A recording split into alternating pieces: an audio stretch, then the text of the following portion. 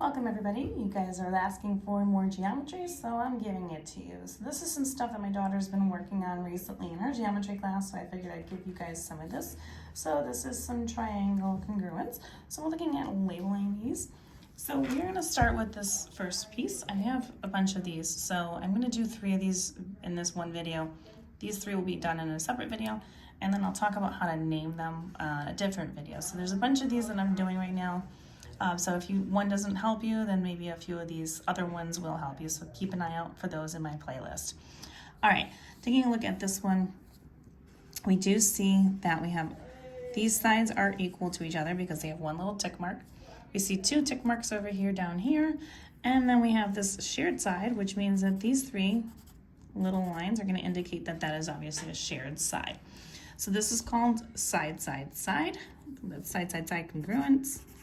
S, S, S. And if we want to name it, I'm actually going to just do this in this video. So if we want to name this one, the question that I've asked right here is FIG. So we're looking for FIG. We want to name it so that it is the congruent triangle. Then I want to kind of think about, well, where would this be? F's piece right here is in the same spot as where H is. So that would be H. Now I would be the second piece. Obviously the same spot, and then the last letter we only have is G, which would be right here. So that would be your label of this name for that one. Now let's take a look at this one. We do see we have a side here that is measured up with the same thing as this side. We see these 2 little markings here indicate that this is congruent here.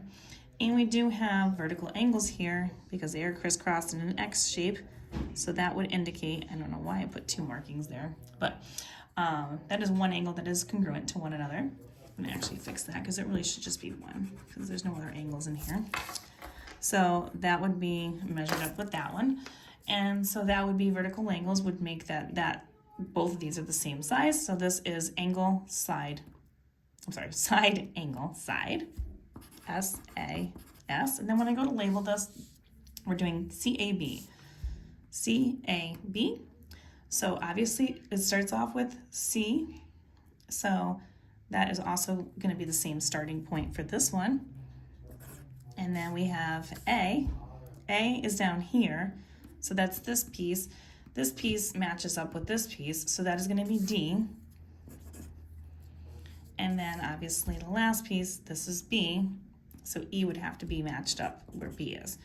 And so that one will be CDE. All right, and our last one here, we've got 2 angles here. This angle is congruent to this angle. This one is congruent to this one. And then this piece right here is a shared piece.